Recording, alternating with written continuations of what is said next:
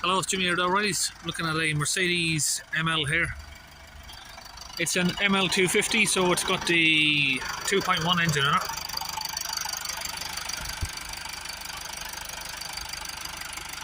Okay, so it's got a block DPF. Because of this boost hose down here, you can see it's had a new boost hose already put in. Okay, so these are the codes that we have here, P2463 and a P246385, and that's the P246364. Data stream. Let's have a look at what we got. 19 millibars of pressure on the DPF at idle. 30 grams of soot. Fill level is calculated at 428%. So let's switch that to 20 millibars basically. We'll hold the revs up to 3000 RPM. And we go to 138 millibars. Okay, so it's not the worst block DPF I've ever come across. Okay, so we're going to come around to the front of the engine here. We're going to remove the ECU and we'll remove the airbox to get access down to the DPF and the pressure sensor down there. Now normally I would probably change the pressure sensor. I have got one. Whether or not he wants to change it, it's up to the customer, but the main problem with this vehicle would have been this boost hose down here. That would have caused the problem. Customer himself has tried to clean the DPF. It didn't work. He's tried to do forced regenerations. That's not worked, so we'll clean the DPF properly and we'll get the vehicle running right. Okay, so I just removed that little plastic pipe there.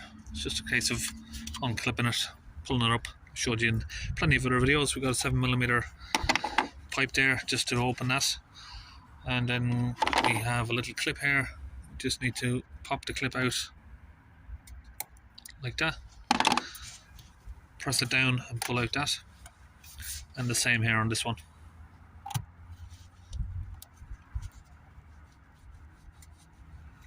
Just like that. So I just needed my two hands for that one, and you can pull up the airbox and get that removed, but first we're just going to have to open these 4 screws around the ECU.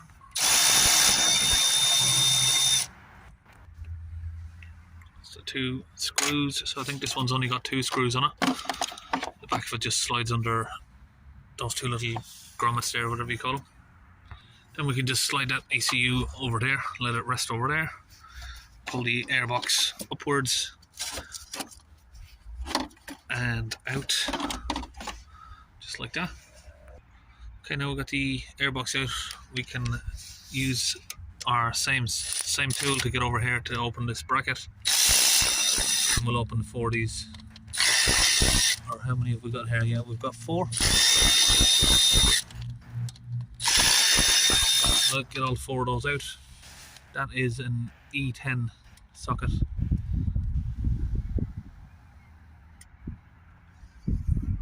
So something that I haven't seen on most other Mercedes is this has got a bolt right there if you can see that, and that just clamps this gearbox dipstick to it, which then makes the bracket still rigid after you've removed the pipes there. So we need to get this little bolt out, just using an angled ratchet. So I'm just using a special pliers here to open those clamps that are on there. So now we've got those open, and I just have to remove a little 10mm bolt there to get the pressure sensor off of the mount. So what I do now is I'll use my little trim tool to hold the hose there like that, and then you can pull the pressure sensor out from it. Now I need to find out which one of the pipes goes before the DPF, so we put a digital manometer here on, you can see, and if we change to the next sensor, we only have 2. So this one is after the DPF, and this one is before the DPF. And we can also see now from the manometer that the DPF pressure sensor is working correctly. It's given the same reading. So this is the hose that we're going to put the DPF cleaning fluid down. So I hope you can hear me clearly there. So what we've done by connecting the manometer is we've confirmed that the pressure sensor is working correctly, because it's reading the same pressure that the live data is receiving from the sensor. And we have also determined which one of these tubes that we need to put the cleaning fluid in. So the one with the highest pressure, these are both the same size, so there's no way to tell which one is what. But the one with the most pressure is where the fluid's going to go in. Okay, so we now got the cleaning fluid here ready to go in. This is from the Launch Tech UK website, and that goes into the gun here. We have our compressor hose ready to be connected to the gun there, and we can connect that back up once we got the fluid in. So I've got this already mixed, 50-50 mix with water. Just pour that all in here. We should have exactly 1 litre there of fluid. So what I've done, I've got lots of bottles in there. My empties, I've half filled them and then refilled it with water, so it's already pre-mixed, ready to go. Okay, I've now connected the top of the gun on, and that's connected to the compressor. And now we've got our tube here running directly into this hose. So now we can just squeeze the trigger, get all our fluid pushed in there. Now this DPF sits right down low, right down there, so it is safe for us to just inject the entire contents directly in one go. If you've got a DPF that sits sort of up here, level with the turbo, or level with the cylinder head, it is a bit dangerous to do that, because you can backfill into the engine.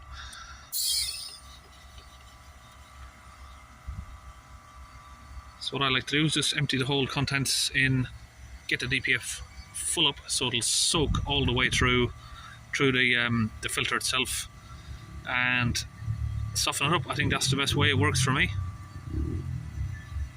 So like I said, on some VWs, if the DPF sits high, you would have to either just squirt a tiny amount of it in, let it soak down, or what I'd normally do is just squirt a few seconds of it into the DPF, let it sit, and then start the vehicle up and inject the fluid in while the vehicle's running, just to prevent it backfilling into the cylinders.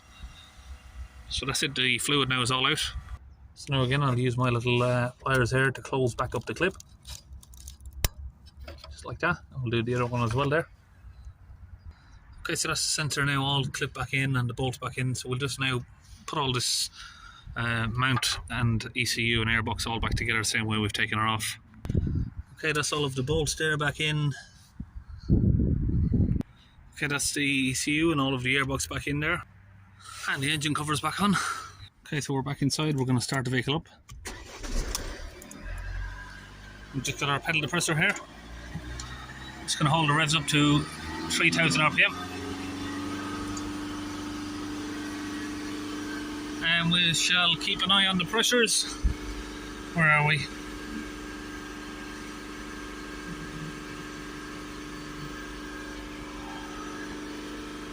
Oh, that's the wrong one. Click the wrong one there. DPF pressure sensor, that one. Keeps going to the wrong sensor.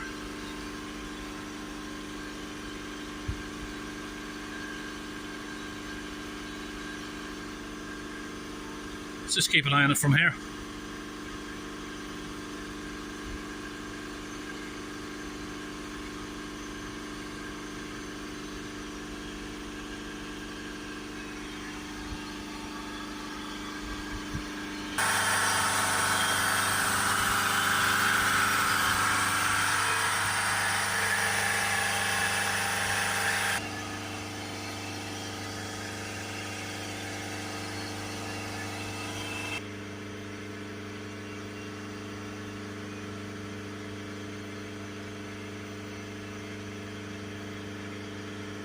So the fluid's been running for around about a minute now.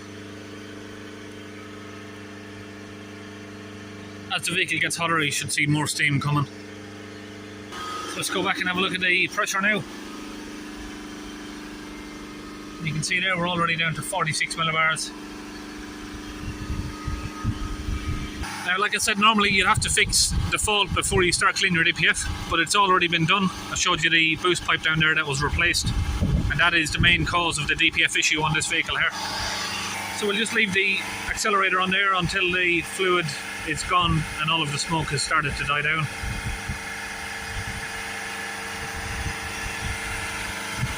So if we let go of the accelerator, let it idle, we have 5 millibars, so that's perfect.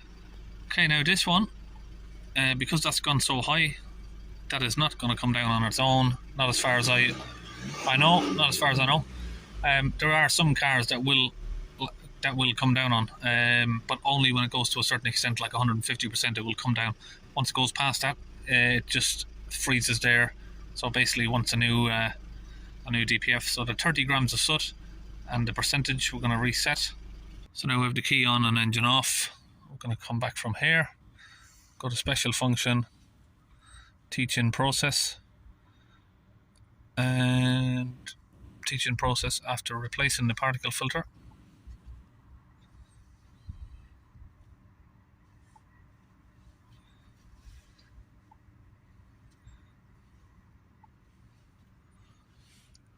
This is the launch Euro Tab 3 scan tool. So that's successful. Now if we come back to the live data, where have we got exhaust system after treatment, values of the particle filter? Well, we've already got them ticked from last time. We go down to the same things that we're looking for. So the fill level, now that's 0%. Soot content 0%. Start the vehicle up. And we'll just have a look at the pressures again. So now we're on 4 millibars there.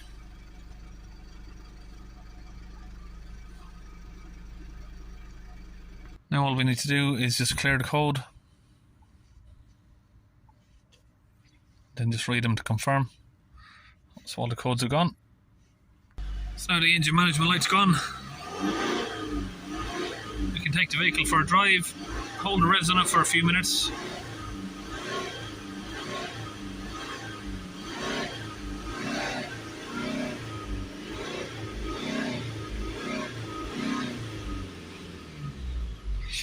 Then just do another code scan again just to confirm that the codes have gone. So that's it, we can disconnect our tool and it's all about done, simple as that. So that's it, we're all finished. It's all done and we'll see you on the next video.